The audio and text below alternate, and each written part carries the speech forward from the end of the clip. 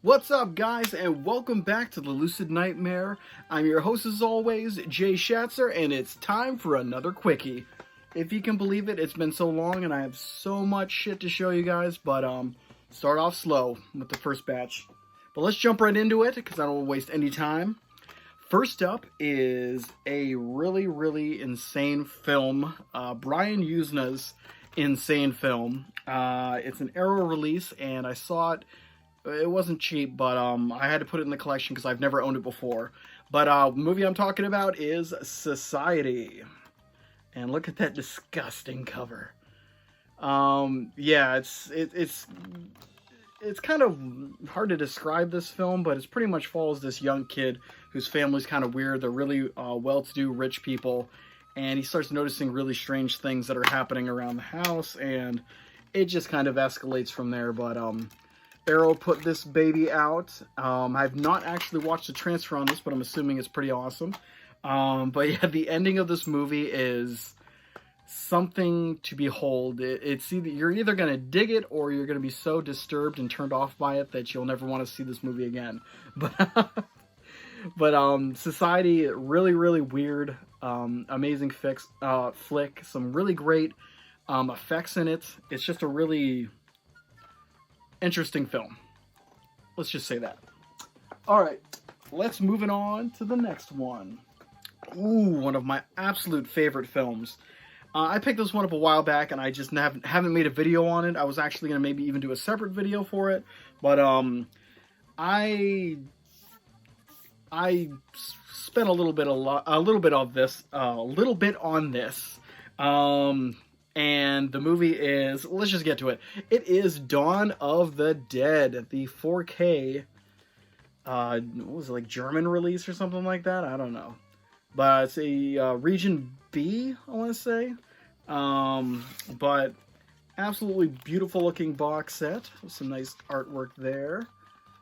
A bunch of stuff. And it's got a whole bunch of, just like my Ultimate Edition that I have on DVD, it's got all the different versions of the film, from Argento's cut to director's cut to theatrical. So I think I always just stick with the theatrical when I watch it because it's pretty much a perfect film, George Romero's vision. But yeah, I'm really excited to actually own this. I picked up the Blu-ray that was out of print, so that's back there somewhere. But I passed up for a little bit on this release, but then I finally bit the bullet and picked it up because it's pretty much one of my favorite films. Definitely one of my favorite zombie movies, and yeah, can't go wrong with Dawn of the Dead. And it's badass looking, so I regret nothing. But whose Second Sight put this one out? I believe that's a German company, but I'm waiting for their Martin. I think they're doing Martin as well. I need to upgrade that because I have that on DVD. I never upgraded that to Blu-ray. But let's keep moving on to something completely different, but very enjoyable film. It's pretty much I guess it's a rape revenge film, starring the beautiful Linda Blair. The movie is, if you haven't guessed it already, is Savage Streets. And this one is really fun. A lot of crazy, over-the-top characters. Just the revenge aspect is pretty wild and out there. And just a really fun, enjoyable film. There's some scenes in there that'll just blow your mind. This guy things happen that you wouldn't expect. Just off the top of my head, this one guy is trying to ask some chick out, and she says, no, drop dead, get lost, or whatever. So he decides to just pick her up and throw her over this bridge. It's just random weirdness in this movie. And Linda Blair does a really great job in the lead role. She's pretty sassy and sexy in it, so really cool flick. Code Red put this one out, so it's like all of Code Red stuff. It's out of print, and you just gotta hunt this stuff down. But actually, this is I got it in the Kino sale, so it is not out of print because I got it pretty cheap on their sale. So the next sale, just see if they offer this one and definitely pick it up because the movie's outstanding, a lot of fun, and I'll probably do a review on it because it's fun. It's a fun movie. Let's keep moving to the next. I have actually not seen this one, but I think it's a giallo-esque thriller. Looks like it's from Italian origins, and yeah, it's another Code Red release, and the movie is So sweet, so dead. I've never seen this one, so I don't really have an opinion on it, but looks pretty cool. Definitely giallo flair there, and I can't get enough of giallo. I don't think there's a giallo film that I've seen that I haven't liked, so can't really go wrong, so I decided to pick it up, and I will eventually check it out, but I have so many movies to watch. It's disgusting. It's disgusting of how many movies I need to watch that are just kind of put to the side and never get to it, but hopefully someday I get to this one, because it looks pretty cool. Pretty stylish. The director is Robert Montero. Never heard of him. But next is a movie that I absolutely love, and a director, a one-time director. I wish he would make more movies because he's an outstanding author. The movie I'm talking about is Stephen King's Maximum Overdrive. Hell yeah! I've been waiting forever to upgrade this to Blu-ray in my collection. I've owned the DVD for years, and I don't even know. Somebody was selling it for a really good deal, and I'm like, mine, picking it up. But Maximum Overdrive, if you have not seen this movie, it's pretty much cars and every kind of like machine and automobile pretty much come to life when a comet's coming across the Earth's atmosphere.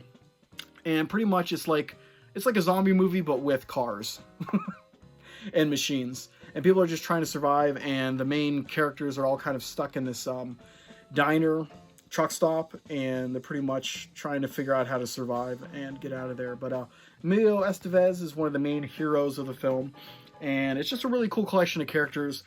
Stephen King directed it. He's never directed anything else, but I think this movie is a hell of a lot of fun. It borders that line between a horror movie and a comedy, because there's so many comedic aspects of the film, and the whole movie is pretty much scored by AC/DC, so their music just keeps coming up. So just a really awesome film. So many amazing scenes. Definitely, if you've never seen it before, just check it out. That's all I'm gonna say. It's so much fun. But let's keep moving on to a different movie. This one is kind of like it's an 80s adventure, like comedy kind of thing, but there's a lot of dramatic elements in it where it kind of throws you for a loop, but it's kind of centered around Nintendo, and I'm a huge Nintendo kid, grew up with Nintendo, the NES, the original one, and this one brings back all kinds of memories. Decided to pick it up and upgrade to Blu-ray because I think I have the DVD. I think I do. But the movie I'm talking about is The Wizard. The Wizard. Starring Fred Savage and a bunch of Nintendo products. The most memorable thing about this movie, at the very end, there's a Nintendo tournament somewhere in California, and that's when they first revealed Super Mario Bros. 3, and everyone was going crazy over it, and that was kind of the first footage that you were able to see of the game. So it was a really cool gimmick, I guess, the whole movie. The Power Glove, the old school Nintendo Power Glove shows up, and it's different. It's a fun movie, but it does have its elements of, you're kind of like, a lot of dramatic stuff in it too, because like the main kids, just a lot of family turmoil in there, and it's a different film, but definitely fun, definitely cool. I love the Nintendo stuff, and I had to have it upgraded to Blu-ray because it's a fun film. Check it out. You'll have fun, especially if you're a kid of the 80s and you grew up with Nintendo. You'll love it. But let's move it on to another completely different film. This is an 80s slasher. One of those like Lost in the Woods kind of films, and this is probably one of the best ones of that subgenre of slasher films. The movie is Just Before Dawn, and I've owned this. Yeah, I own this on DVD and upgraded it to Blu-ray. And this is, I think this is a new 4K or something like that. It's original uncut version from the original Inter-Negative. But yeah, love this movie. I actually saw this for the first time on film at a horror convention, the Strongsville, Ohio one, Cinema Wasteland. They were showing this one, and I watched it, and I was blown away. I thought it was amazing. I thought it was a great slasher flick, and just a cool atmosphere to the whole thing. And yep, I love it, and just had to upgrade it to Blu-ray because it's one of my favorites, and I heard this is a really good release. So Code Red put this one out, so I'm hoping. I didn't really get a chance to check out the transfer, but it's going to be better than my DVD one, so I don't really complain too much about transfers as long as they're better. But next up is a Vigilante movie, and it's simply titled Vigilante. Never seen it before, but it looks badass, so I had to pick it up. I might even actually own it on DVD. I kind of just stored it away somewhere, but never got a chance to check it out. So I'm kind of looking forward to seeing this one. William Lustig directed it.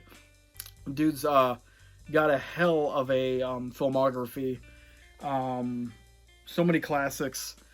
So yeah, I'm really optimistic this is going to be good, and I think it's set in